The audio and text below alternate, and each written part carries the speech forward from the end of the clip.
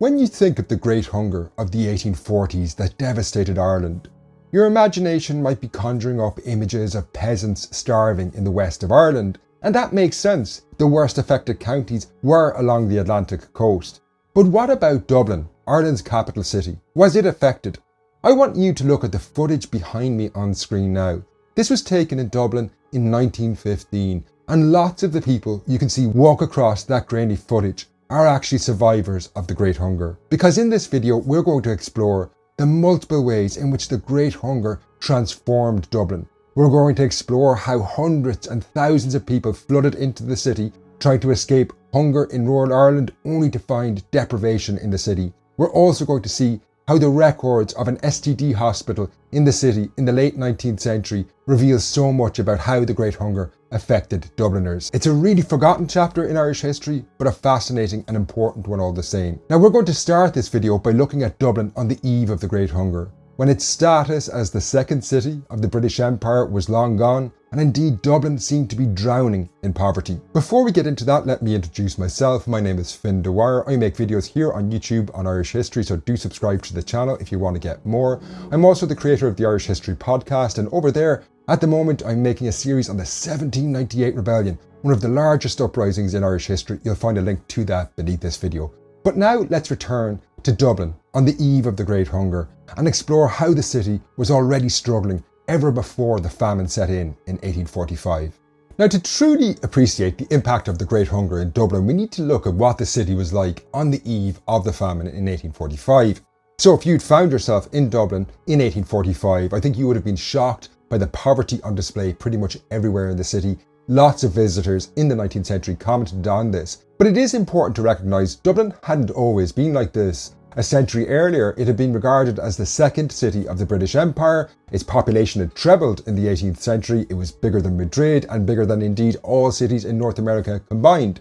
But after the passage of something called the Act of Union in 1801, Dublin and Ireland had been subsumed into the United Kingdom, and this had been a disaster for Ireland. All the political prestige that Dublin had once had as the capital of Ireland shifted to London, and on top of that, the economy went into steep decline because it was exposed to major British industries. So by the 1840s, Dublin was a city in severe crisis. While its population had trebled in the 18th century, this had slowed down substantially. So on the eve of the famine, there was only about 230,000 people living in the capital. Now, large numbers of these people were impoverished. Many of them had come from rural Ireland and they crowded into slums, particularly in the north of the city. For example, this parish of St. Mickens on the eve of the famine had 20,000 people living in a very small space. There was very little fresh water or sewage systems in this parish. Yet, as I say, there was about 20,000 people living there. The conditions were awful. A doctor on the eve of the famine, a man called Thomas Willis, surveyed that parish and found out that about half the population died before they were 20. So this gives you a sense that Dublin, ever before the famine began, was a place that was struggling. There was a lot of people living in dire poverty. But next, let's look at what happens when the Great Hunger begins in 1845. I've covered the history of the Great Hunger in lots of videos on this channel, so I'm not going to go into why and how it started. But basically, in brief, in September 1845, a previously unknown fungus appeared on potato crops, firstly around Dublin, then spread across the island. Now, this was a disaster in Ireland in the 1840s because about 3 million poor people ate almost nothing else other than potatoes. And while they were able to survive through the first year of the failure of the potato crop, the crisis turned into a catastrophe when there was almost a complete failure in 1846. Now, the poor of Dublin were less reliant on the potato than, say, the poor in rural areas. But over time, the Great Hunger that would start to kill hundreds and thousands in rural Ireland would start to devastate the city. So next, let's look at how that happened. During the opening stages of the Great Hunger, it does appear that Dublin was somewhat shielded from the worst effects of the catastrophe for the first 18 months or so. So we do know there was hundreds and thousands of people dying in rural Ireland by late 1846. However, the first deaths from starvation don't appear to have taken place in Dublin until early 1847. Now, there was a huge public outcry in the city in February 1847 when a couple, John and Ellen Mulhern, starved to death in a tenement on Hendrick Street. But judging from newspaper reports at the time, this was one of the first deaths from starvation.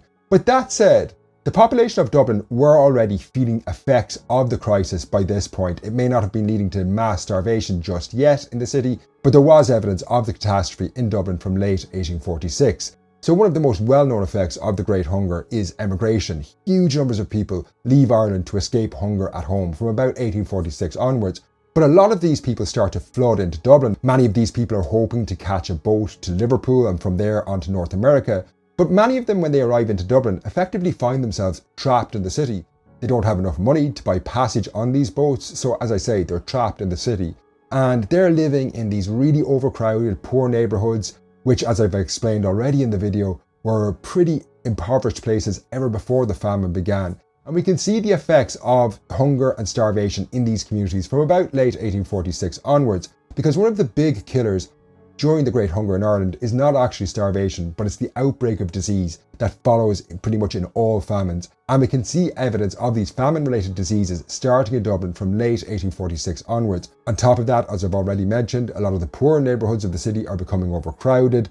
And eventually, by the summer of 1847, the famine was really starting to make its presence felt. So next we look at things like the outbreak of violence in the city from the summer of 1847. And on top of that, we're going to look at how an STD hospital in the Victorian city reveals so much about how the famine is affecting Dublin. In all famines, desperate people turn to desperate measures, and Ireland in the 1840s was no different. I've covered it on a previous video, how basically in the 1840s riots break out all across Ireland. In late 1846, people are desperate to try and stop food being exported from the country. And then in 1847 and 1848, people are desperate to get their hands on food. So you get lots of riots and raids on food shops. Now recently I interviewed the Dublin historian Maria Ball, and she explained some of the ways that the famine manifested itself in the streets of Dublin with people raiding bread shops, as Maria explains now. There was raids on the bread shops. Like, there was up to a crowd of 1,000 raided the bread shops in the Liberties. And Pill Lane, which is Chancery Street, was a raid on the bread shop there, a large crowd, and on Church Street as well. Now, one of the places that the absolutely desperate in Ireland could turn in the 1840s was to workhouses. These were institutions where the poor could find food and a bed for a night in return for having to work. They were pretty humiliating institutions.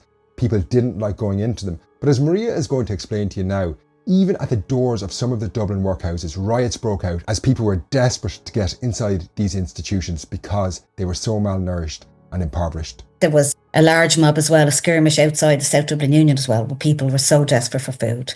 That really gives you a sense of how desperate the situation in Dublin was by 1847, that people are trying to force their way into a workhouse. Now, the famine does end in Dublin much earlier than maybe in parts of the West. So by 1849, we do see evidence that Dublin is starting to recover. But one of the reasons the history of the Great Hunger is forgotten in Dublin is because we don't know how many people perished in the city during the Great Famine.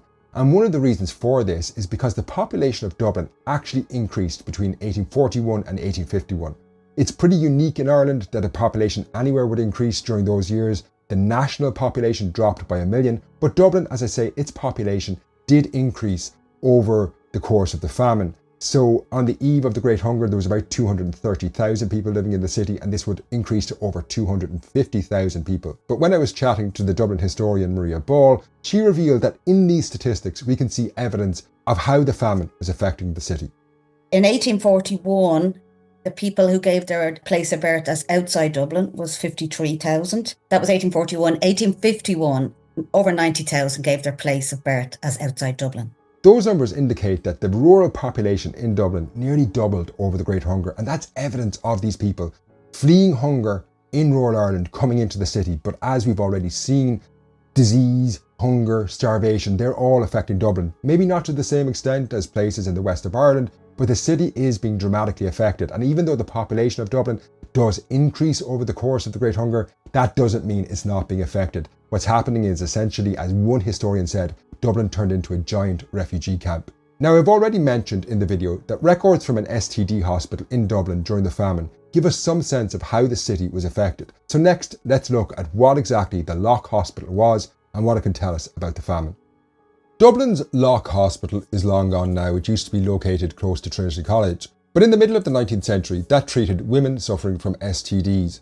And its records give us a unique insight into the history of the Great Hunger in the capital. I've already mentioned how people in desperate situations turn to desperate measures in order to survive. And again, when I was talking to the historian Maria Ball, she explains now how people in Dublin found themselves in the Lock Hospital because of the famine. And if a man could not find work, if the man of the house could not find work, the woman had to go and earn money. So how did she earn money? If she could not get work, probably led to her prostituting herself. Now, in her research, Maria analysed the records of the Lock Hospital, and there she found evidence of women during the famine turning to prostitution and ending up in the institution. And this again gives us some insight into how large numbers of refugees essentially from rural Ireland end up in Dublin and find themselves in the Lock Hospital. It's a very tragic and forgotten aspect of the Great Hunger. What I found was there was a huge increase of women from outside Dublin. So from 1841, most of the women were from Dublin. There was a couple of English women. There was a couple from maybe Meath and Wicklow. But as the years progressed into the famine, more and more of those women were coming from outside Dublin. They were from the country. They were from every county of Ireland. The age, as I said, were from age 30 and up. A couple of the women brought their very young children with them. I think if the child was under age 3, they could bring their child with them. And I mean, a lot of them had syphilis, which is a very serious disease. Now, hopefully from this video so far, you've got a sense of how the famine affected Dublin. The population of the city may have increased, but that doesn't mean there wasn't terrible suffering. We haven't really talked about the workhouses, which were massively overcrowded in the city at the time. Now, I have a full-length interview with Maria linked beneath this video if you want to find out more about that. We talk about how the famine affected Dublin and indeed how Irish people struggle to talk about the darker aspects of our history. It's a really great interview, so check that out. But I guess to finish, it is worth saying you'll often hear that the famine didn't affect Dublin, but we'll go back to that video from the start. And in this, you can see Dubliners from 1915 walking up and down the streets of the city. And we can only imagine the memories of what the older Dubliners had and maybe some of the stories they told or indeed didn't tell because they were so traumatic during the 1840s. Now, I hope you've enjoyed this video on the Great Hunger in Dublin. This only scratches the surface of that story. As I say, I've got a link to Maria's video beneath this. If you've got any questions or comments about the history of the Great Hunger in Dublin, please do drop a comment below. I'll follow up with other videos if you've got ideas for them. And if you've got this far, don't forget to subscribe to the channel to get the next video when it drops. Thanks for tuning in. I really appreciate it.